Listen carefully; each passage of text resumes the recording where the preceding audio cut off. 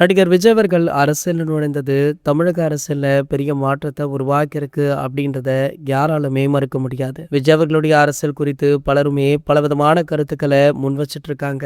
தற்போது மலையாள நடிகர் மம்முட்டியிடம் மைக்கை நீட்டி கேள்வி கேட்க அவர் சொன்ன வார்த்தை சோசியல் மீடியாக்கள்ல ட்ரெண்டா போயிட்டு இருக்கு. 2026 தமிழக சட்டமன்ற தேர்தலில் விஜய் அவர்களுடைய தாவேகா கட்சி தனியாக போட்டியிட்டாங்க. கடைசி வரை பல கட்சிகள் கூட்டணிக்கு முயன்றுமே இவங்க பிடி கொடுக்கல. திமுக பல கட்சிகளை கூட்டணிக்கு அழைத்து வச்சிருக்காங்க. ஆனாலுமே அனைத்து தொகுதிகளாலும் வேட்பாளர்களை நிறுத்தி திமுக மற்றும் அதிமுக என்ற பாரம்பரிய போட்டிக்கு மூன்றாவது பெயராக தளபதி விஜய் அவர்கள் களமிறங்கியிருக்காரு. இளைஞர்கள் மற்றும் புது வாக்காளர்களிடையே விஜய் அவர்களுக்கு அதிக ஆதரவு காணப்பட்ட நிலையில அவருடைய ரசிகர்கள் மன்ற அரசியல் அமைப்பாக மாறி வலுவான அடிப்படையை உருவாக்கியிருக்காரு. தேர்தலுக்கு பிறகு இது ஆரம்பமே என்று தெரிவித்துள்ள விஜய் அவர்கள் உண்மையிலேயே ஆட்சியை பிடிப்பாரா அல்லது கிங் மேக்கராக இருப்பாரா என்பது தேர்தல் முடிவுகள்ல தான் தெரிய வரும். இந்த நிலையில தனுஷ் படத்துல நடித்து வரும் மம்முட்டி அவர்கள் படப்பிடிப்பு வேலைக்காக சென்னை வந்திருந்த நிலையில செய்தியாளர்கள் தமிழக தேர்தல் சூழல், கேரளா அரசியல் நிலைமை மற்றும் விஜய் அவர்களுடைய அரசியல் நடவடிக்கைகள் குறித்த கேள்விகளை எழுப்பினாங்க. இதற்கு பதில் கொடுத்த மம்முட்டி அவர்கள்